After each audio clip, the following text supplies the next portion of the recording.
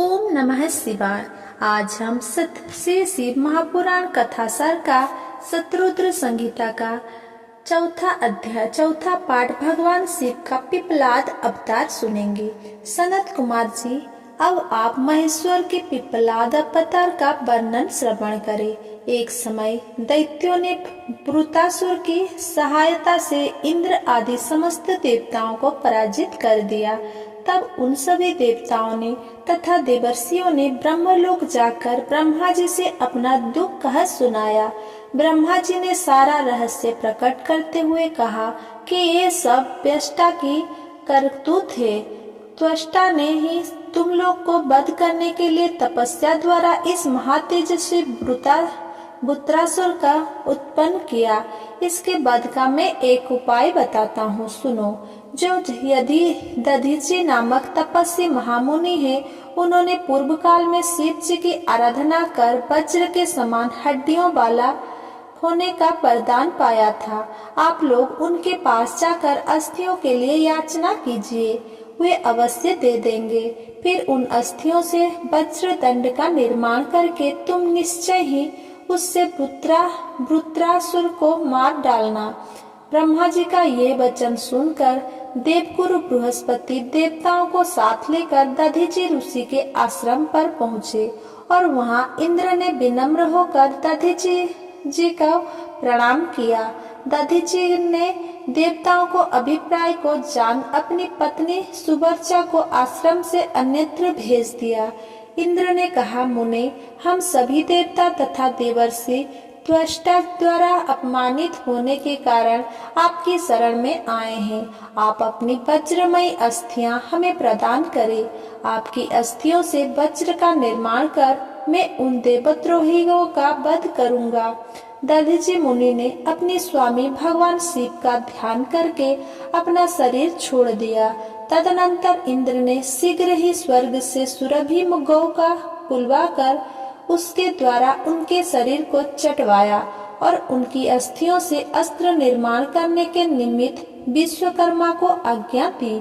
विश्वकर्मा ने अस्थियों से संपूर्ण अस्त्र का निर्माण कर दिया। उसके बाद इंद्र ने शीघ्रता से वज्र के द्वारा पर्वत शिखर के समान वृत्रासुर का सिर काट दिया। इधर दधीचि की पतिव्रता पत्नी सुवर्चा पुनः घर लौटी तो अपने पति को वहां ना देखकर तथा देवताओं के अत्यंत अशोभनीय कर्म को देखकर अत्यधिक रुष्ट होकर उन्हें शाप देते हुए कहा, हे देवगणों, इंद्र सहित सभी देवता आज से पशु हो जाए।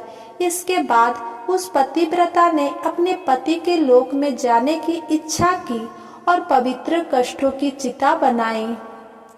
उसी समय आकाशवाणी ने मुनि पत्नी सुवर्चा से कहा, हे प्राज्ञ, तुम्हारे उदर में गर्भ रूप से मुनि का तेज विद्यमान है।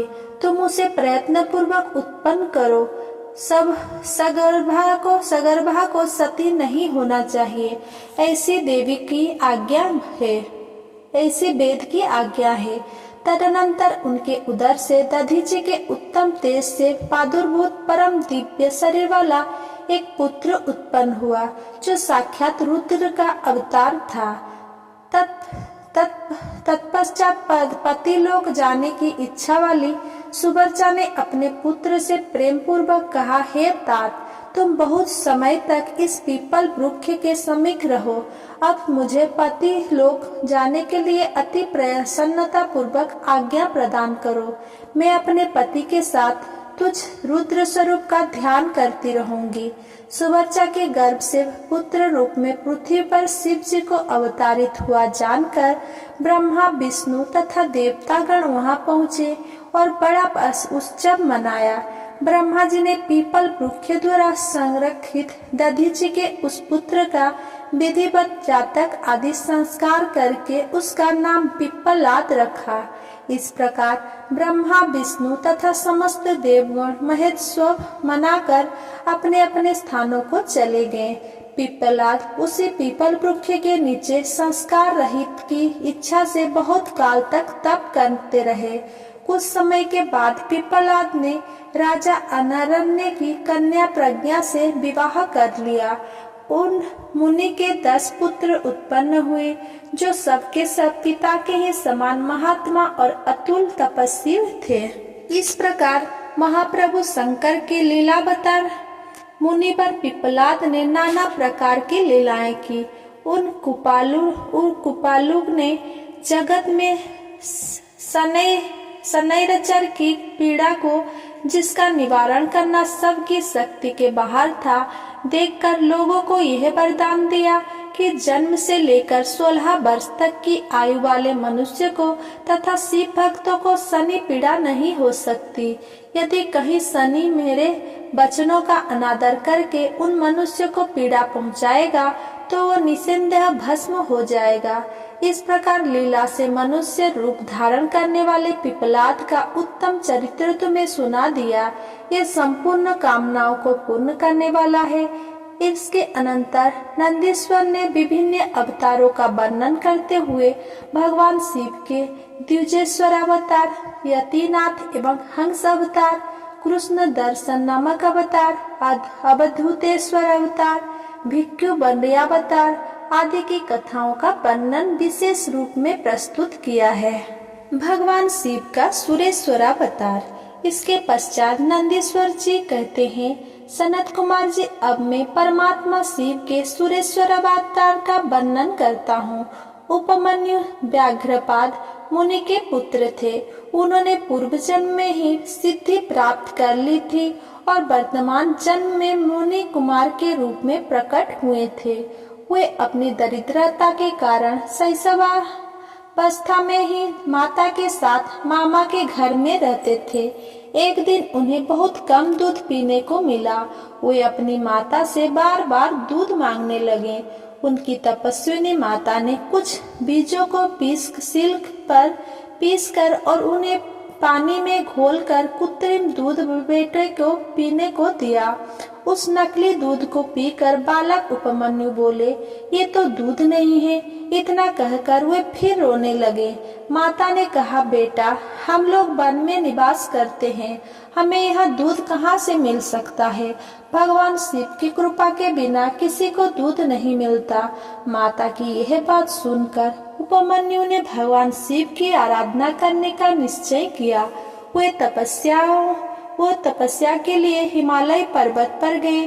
वहाँ उन्होंने 8 ईंटों का एक मंदिर बनाया, जिसमें मिट्टी के शिवलिंग की स्थापना करके जंगल के पत्र पुष्पादि से पंचाक्षर मंत्र के उच्चारण पूर्वक शिव की पूजा करने लगे। माता पार्वती और शिव का ध्यान करके उनकी पूजा करने के पश्चात वे पंचाक्षर मंत्र का जप किया करते थे। जप करते हुए उन्होंने घोर तपस्या संपन्न की। भगवान सदाशिव कृपा पूर्वक प्रकट हो गए और उपमन्यु को अपना पुत्र माना।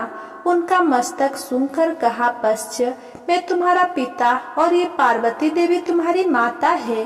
तुम्हें आज से सनातन कुमारत्व प्राप्त होगा। मैं तुम्हारे लिए दूध, दही और मधु के सहस्र समुद्र देता हूँ। मैं तुम्हें अमरत्व तथा अपने गणों का अधिपत्य प्रदान करता हूँ। इतना कहकर भगवान शिव अंतर्ध्यान हो गए। उपमन्यु के वर पाकर प्रसन्नता पूर्वक घर जाकर अपनी माता से सब बातें बताईं। माता को बड़ा हर्ष हुआ। इस प्रकार मैंने तुमसे परमेश्वर शिव के सुरेश्वर अवतार का वर्णन किया। भगवान शिव का किरातावतार। नंदीश्वर जी कहते हैं, हे सनत कुमार जी, अब मैं आशुतोष भगवान शिव के किरातावतार का वर्णन करता हूँ, जिसमें उन्होंने अपने भक्त नरश्रेष्ठ अर्जुन की मुख नामक दैत्य से रक्षा की और उनसे युद्ध लीला में प्रसन्न होकर उन्हें अपना अमोघ पाशुपतास्त्र प्रदान किया। भगवान शिव के इस पावन अवतार की कथा इस प्रकार है। पांडव के वनवास काल की बात है। अर्जुन श्री कृष्ण की सम्मति और व्यास जी के आदेश से शास्त्र शक्ति की प्राप्ति के लिए इंद्रकील पर्वत पर तपस्या कर रहे थे। वे भगवान शंकर के पंचाक्षर मंत्र का जप करते हुए तप में संलग्न थे। उनकी घोर तपस्या देखकर देवताओं ने भगवान शंकर से उन्हें वर देने की प्रार्थना की। उधर जब दुर्योधन को अर्जुन की तपस्या की बात ज्ञात हुई तो उस दुरात्मा ने मूक नामक एक मायावी राक्षस को उनका वध करने के लिए भेजा। वो दुष्ट असुर शुकर का वेश धारण कर अर्जुन के समीप पहुंचा और वहां की पर्वत शिखरों और वृक्षों को ढहाने लगा। उसकी भयंकर कुरहाटों से दसों दिशाएं गूंज रही थी। यह देखकर भक्त हितकारी भगवान शंकर किरात वेश धारण कर प्रकट हुए। शुकर को अपनी ओर आते देखकर अर्जुन ने उस पर सर संधान किया। ठीक उसी समय किरात वेशधारी भगवान शंकर ने भी अपने भक्त अर्जुन की रक्षा हेतु उस शुकर रूपधारी दानव मुख पर अपना बाण चलाया। दोनों बाण एक ही साथ उस शुकर के शरीर में प्रविष्ट हो गए और वह वहीं गिरकर मर गया। उसे मारकर अर्जुन ने अपने आराध्य भगवान शंकर का ध्यान किया और अपने बाणों को उठाने के लिए उस शुकर के पास पहुँचे। इतने में ही किरात वेशधारी शिव का एक गण भी वनेचर के रूप में बाण लेने के लिए आ पहुंचा और अर्जुन को बाण उठाने से रोककर कहने लगा कि ये मेरे स्वामी का बाण है, जिसे उन्होंने तुम्हारी रक्षा के लिए चलाया था। परंतु तुम तो इतने कृतज्ञ हो कि उपकार मानने के बजाय उनके बाणों को ही चुराए ले रहे हो। यदि तुझे बाण की ही आवश्यकता है तो मेरे स्वामी से मांग ले, वे ऐसे बहुत से बाण तुझे दे सकते हैं। अर्जुन ने कहा, ये मेरा बाण है, इस पर मेरा नाम अंकित है। इस बाणों को मैं तुझे ले जाने देकर अपने कुल की कीर्ति में दाग नहीं लगवा सकता। भगवान शंकर की कृपा से मैं स्वयं अपनी रक्षा करने में समर्थ हूँ। अगर तेरे स्वामी में बल है तो वे आकर मुझसे युद्ध करे। दूत ने अर्जुन की कही हुई सारी बातें जाकर अपने स्वामी से विशेष रूप से कह दी, जिसे सुनकर किरात वेशधारी भगवान शिव अपने भील रूपी गणों की महान सेना लेकर अर्जुन के सम्मुख आ गए। उन्हें आया हुआ देखकर अर्जुन ने भगवान शिव का ध्यान कर अत्यंत भीषण संग्राम छेड़ दिया। उस घोर युद्ध में अर्जुन ने शिव जी का ध्यान किया, जिससे उनका बल बढ़ गया। तदनंतर उन्होंने किरात वेशधारी शिव के दोनों पैर पकड़कर उन्हें घुमाना शुरू कर दिया। लीला स्वरूप धारी लीलामय भगवान शिव भक्त पराधीन होने के कारण हंसते रहे। तत्पश्चात उन्होंने अपना वो सौम्य एवं अद्भुत रूप प्रकट किया, जिसका अर्जुन चिंतन करते थे। किरात के उस सुंदर रूप को देखकर अर्जुन को महान विस्मय हुआ। वे लज्जित होकर पश्चाताप करने लगे। उन्होंने मस्तक झुकाकर भगवान शिव को प्रणाम किया और खिन्न मन हो अपने को धिक्कारने लगे। उन्हें पश्चाताप करते देखकर भक्तवत्सल भगवान महेश्वर का चित्त प्रसन्न हो गया। उन्होंने कहा, पार्थ, तुम तो मेरे परम भक्त हो। ये तो मैंने तुम्हारी परीक्षा लेने के लिए ऐसी लीला रची थी। उन्होंने प्रेम पूर्वक अर्जुन का आलिंगन किया और बोले, हे पांडव श्रेष्ठ, मैं तुमसे परम प्रसन्न हूँ, तुम वर मांगो। यह सुनकर प्रसन्न मन अर्जुन ने अपने आराध्य भगवान शिव की वेद सन्मत स्तुति की और भगवान शिव के पुनः वर मांगे। कहने पर नतमस्तक हो उन्हें प्रणाम किया और प्रेम पूर्वक गदगद वाणी में कहा, हे विभो, मेरे संकट तो आपके दर्शन से ही दूर हो गए हैं। अब जिस प्रकार मुझे इस लोक की परा सिद्धि प्राप्त हो सके, वैसी कृपा कीजिए। पांडु पुत्र अर्जुन में अपनी अनन्य भक्ति देखकर भगवान महेश्वर ने उन्हें अपना पाशुपत नामक महान अस्त्र प्रदान किया और समस्त शत्रुओं पर विजय लाभ पाने का आशीर्वाद दिया। हे मुनि, इस प्रकार मैंने लीलामय परम कैंतुकी भगवान शंकर के किरातावतार का वर्णन किया। जो इसे सुनता अथवा दूसरों को सुनाता है, उसकी सारी मनोकामनाएं पूर्ण हो जाती है। अगर मेरा ये वीडियो आपको पसंद आया हो तो मेरा वीडियो को लाइक, कमेंट, शेयर करें एंड मेरा चैनल को सब्सक्राइब करें। धन्यवाद।